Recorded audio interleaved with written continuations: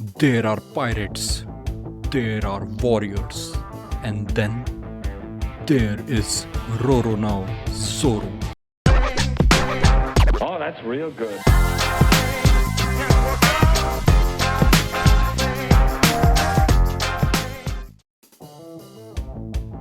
The man who turned the steel into poetry and silence into intimidation, whose presence cuts deeper than his blades ever could. He was never meant to be second to anyone except one, the Pirate King. And Zoro made a vow, one so sacred that not even death dared to challenge it. He said, Luffy, I will never lose again. And in all the madness that is the grand line, Zoro never looked back. But before the world knew his name, before the scars, the legends, and the infamous bounty posters, there was just a boy with too much pride and a wooden sword clutched in his hand. Let's go back to Shimotsuki village, a quiet place with humble beginnings and quiet lives. And then Zoro arrived. He wasn't born there. No, he had shown up one day as a wild, brash kid looking for one thing: power. And how did he search for it? By challenging the dojo student to duels and absolutely demolishing every single one of them, except one. Her name was Kuina, a girl who didn't just beat Zoro, she embarrassed him. 2000 straight losses. No, you didn't hear that wrong. 2000. That's not a rivalry. That's a career-long humiliation. And Zoro, he hated it. But there was something else, something deeper. Respect. Kuina was more than just a rival. She was a symbol, a dream with a sword in her hand. She wanted to be the world's greatest swordsman, just like Zoro. But the world didn't care about dreams, because one day, just like that, Kuina died. A staircase, an accident, a dream, gone. Zoro didn't cry. He took her sword instead, Wado Ichimonji. And in that moment, something inside him changed. He didn't just want to become the greatest anymore. He had to. For her.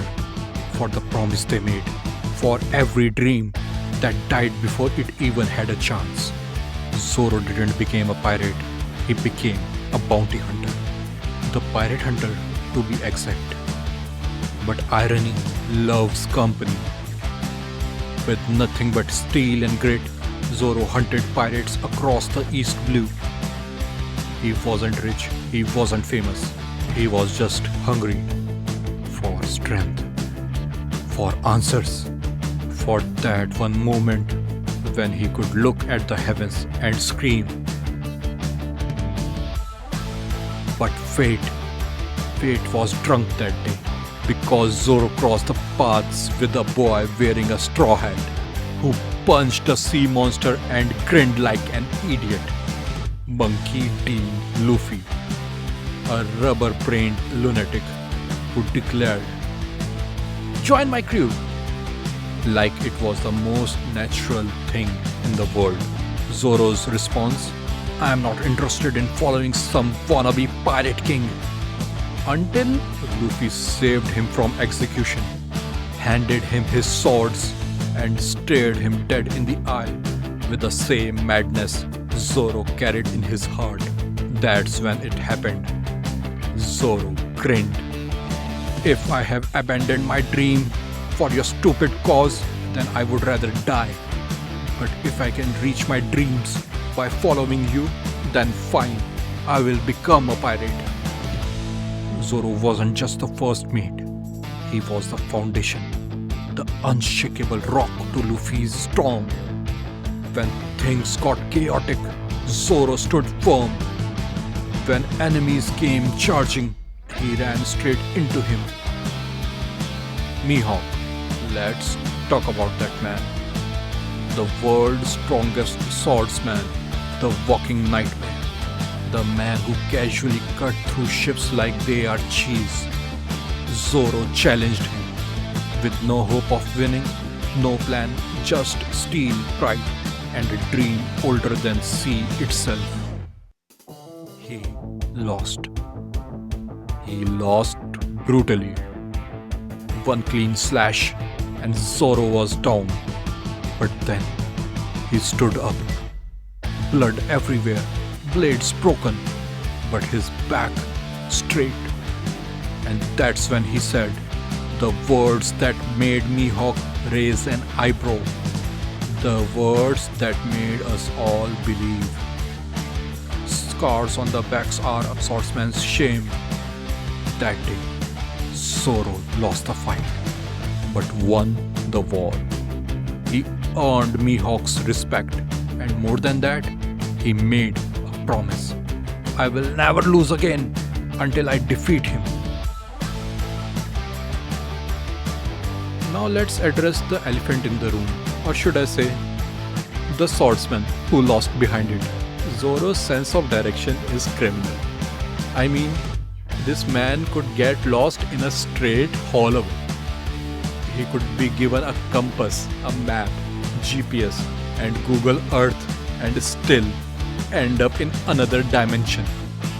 He once tried to walk down the street and somehow ended up on the roof of a tavern. 3 towers over. That's what makes him so lovable. Because beneath of terrifying glare, that icy voice, and those death-dealing swords is a man who genuinely has no clue where he is at any given time. Nami yells, Sanji laughs, Usopp cries, and Zoro is just lost and asleep. He can sleep through anything. Cannon fire, snooze, earthquake, nap, and sea monster chewing on the ship. Just 5 more minutes. But when it's time to fight, Zoro wakes up, sharper than his swords. The first time Zoro truly unleashed was at Arlong's Park. He was already bleeding, broken, half dead, but he didn't care.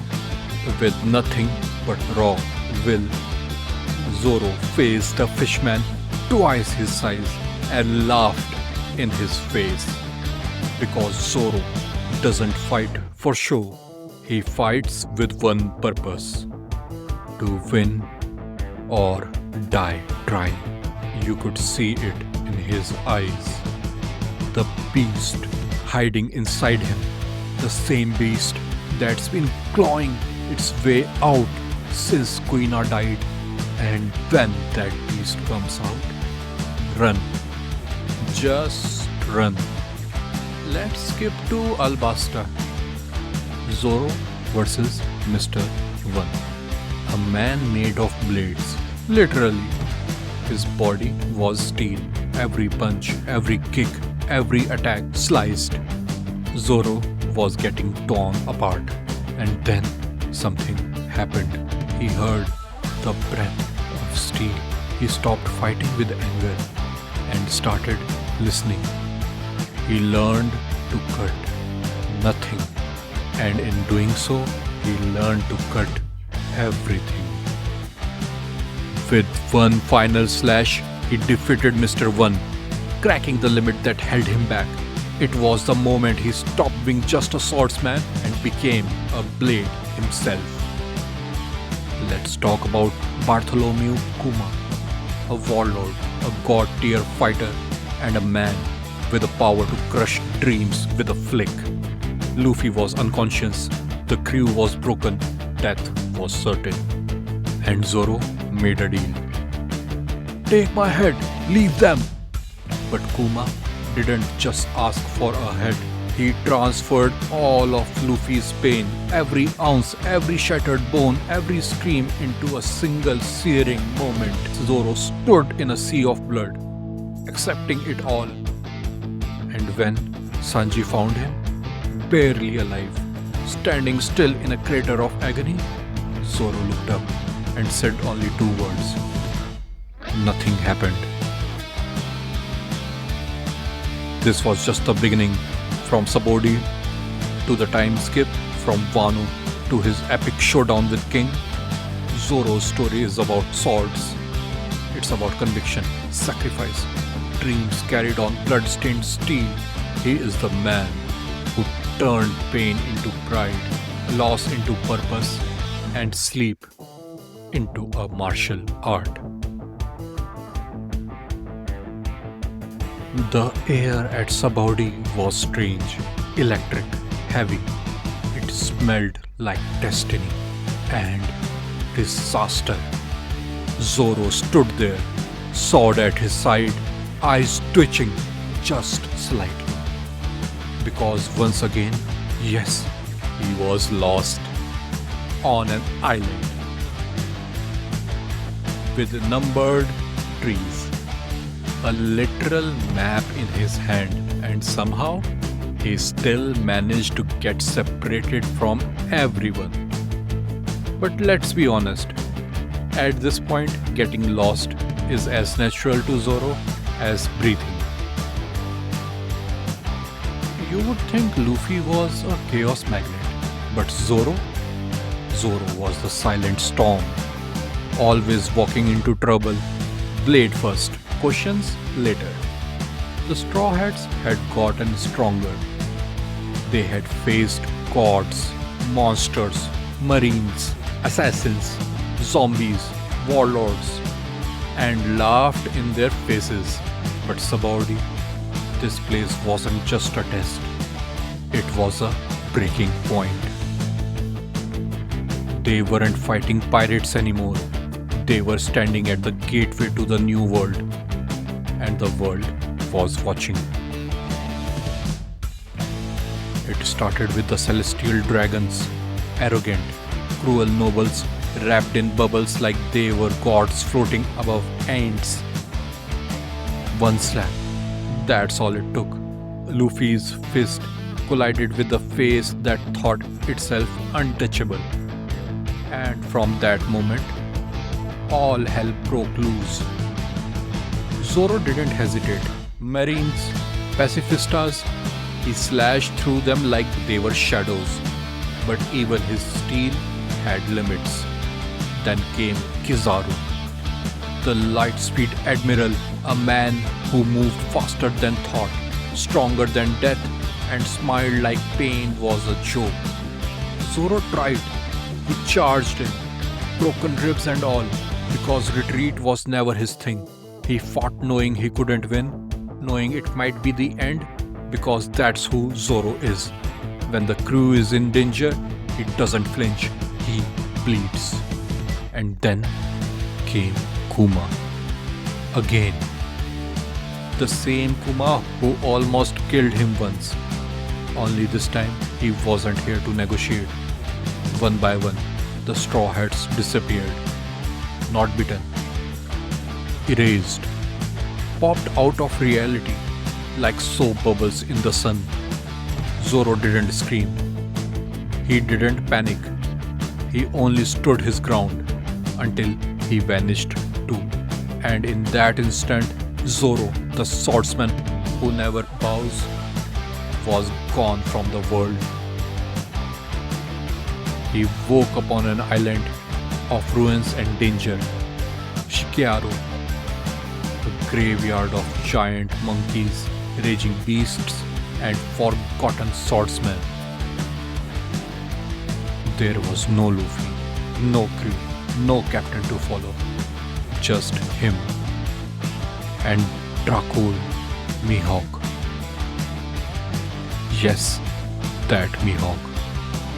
The man who humiliated him years ago. The man whose title Zoro swore to claim. Fate is cruel like that. Because now Zoro stood at the doorstep of the very dream he chased. And realized he wasn't ready to knock. And for the first time in his life, Zoro kneeled. Teach me. This wasn't weakness. That was resolve. the kind of resolve only someone truly strong can carry. Zoro asked Mihawk, his rival, his mountain, to train him not for glory, not for revenge, for Luffy, because Zoro had made a vow, and that vow meant everything. If he wasn't strong enough to protect his captain, then he had no right to be by his side. And Mihawk, he didn't laugh, he didn't scoff. He saw the fire in Zoro's one good eye and said nothing. Training began. Wasn't training, it was war. Zoro faced creatures that could tear ships apart with a sneeze. He fought with broken limbs, practiced until his arms wouldn't lift, until his skin was torn and his lungs were fire. He learned how to cut with purpose, to wield haki, to feel the enemy's presence before they struck, to move like a ghost and strike like thunder. And when he wasn't training, he was reading. Yes, reading. Zoro, reading. Swordsman studies, swordsmithing theory, fighting stances from forgotten lands. Because Mihawk didn't just want a fighter, he wants a challenger. Zoro bled, suffered, broke, and built himself again. And when time came, when 2 years had passed and the call came in from Sabaody, he was ready. Before, Zoro felt like a swordsman. Now, he felt like a blade. He walked into town and immediately got recognized as the infamous pirate hunter Roronoa Zoro. People scattered, marines panicked, and Zoro got lost again. Because some things never change. Eventually, somehow he made it back to the ship, and one by one, the crew reunited. Luffy, Nami, Sanji, Usopp, Frankie, Brook, Chopper, Robin. They were all back, stronger, sharper, harder. But Zoro stood at the helm and looked toward the sea beyond. Not the Grand Line, not the calm belt, the new world. And his blade twitched in its sheath. Let's go! Zoro wasn't just Luffy's swordsman now. He was his right hand. And that right hand, it was no longer human. It was Storm. When they entered the new world, the rules changed. The monsters got bigger, the enemies got darker, and Zoro laughed. Because 2 years of pain had turned him into something else entirely. Not just a warrior, not just a survivor. A legend in the making. He wasn't there to chase his dream anymore. He was there. Claim it. You can hear it. Can't you? The quiet ring of steel unsheathing, the slow inhale. Before the storm, the weight of a promise never broken. Zoro was no longer a rookie. No longer just the first mate of a crazy rubber captain. He was a storm in human form, a blade with a name. And when the new world opened its jaws to swallow them whole, Zoro smiled. Because danger, that was his playground now. They landed on Punk Hazard first, a frozen wasteland stitched to a burning inferno, chaos wrapped in scientific nightmares. And there she was, Monet, a woman with wings and eyes like daggers. Alogia, untouchable, cold as death. She made a fatal mistake. She tried to scare Zoro, tried to freeze his will. But Zoro didn't flinch. He didn't even draw his sword fully. Just enough to make her feel it. One slash, one whisper of steam. He cut her will to fight. Not her body, not her face, her soul.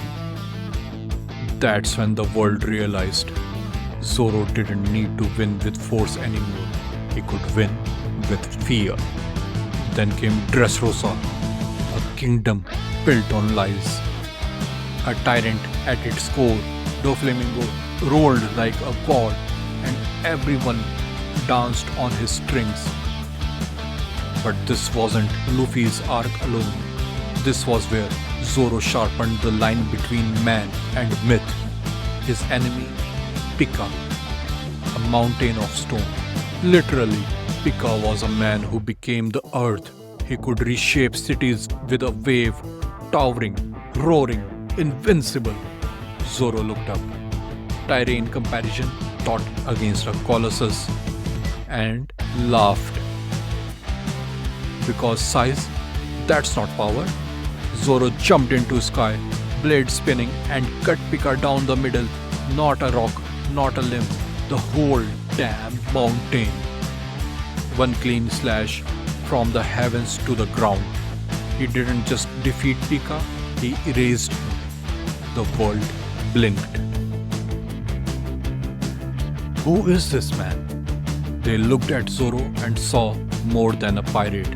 They saw a warlord killer, a swordsman of the old age, a king's weapon. But Zoro wasn't done. Not even close, they reached Wano, a land built on samurai and silence, where honor meant more than just life and sword had souls. It felt like fate. Zoro belonged here. This was his proving ground, and from the moment he arrived, he carved his name into the country's bone. He cut down magistrates, defied shoguns, slept through his own trials, even stole a sword in broad daylight and said, "It felt cursed, so I took it." Because, of course, he did. The sword, Enma, Odin's blade, a demon that devoured Haki and punished the weak. Zoro picked up, and Enma howled. Most men would have lost an arm. Zoro laughed and tamed it. Because cursed swords don't scare him. He has been carrying Queen Eye's wills for years. What's one more burden on his back?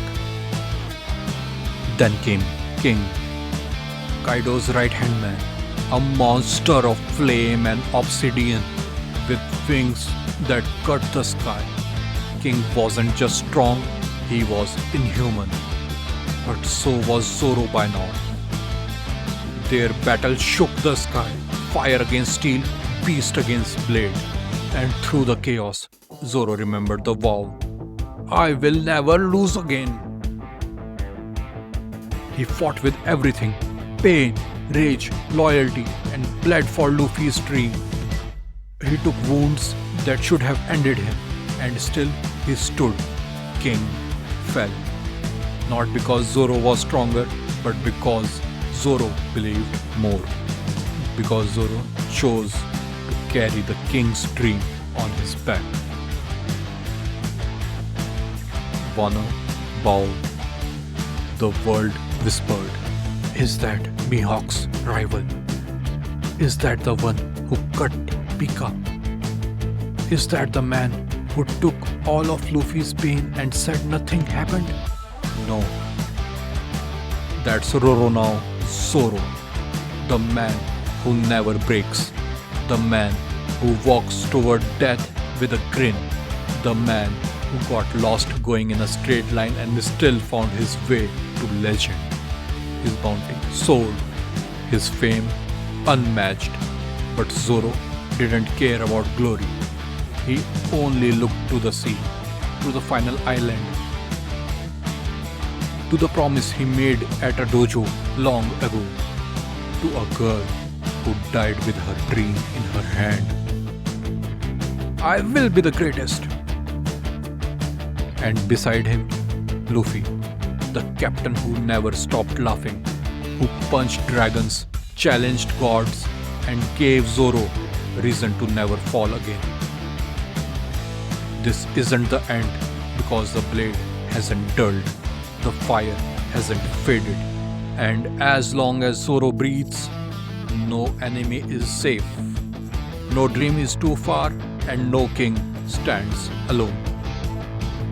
So remember this story of the boy who trained with weights too heavy to lift, of the swordsman who took a vow on a cliff beneath the stars, of a warrior who stood still so his captain could rise, of the demon who cut mountains, monsters, and fate itself. This is Roronoa Zoro, and his legend has only just begun. If you felt the steel in these words, if you walk beside Zoro in this tale, then draw your blade. Click that like, share it with your nakama, and subscribe because the path to the One Piece isn't over. We are just getting started.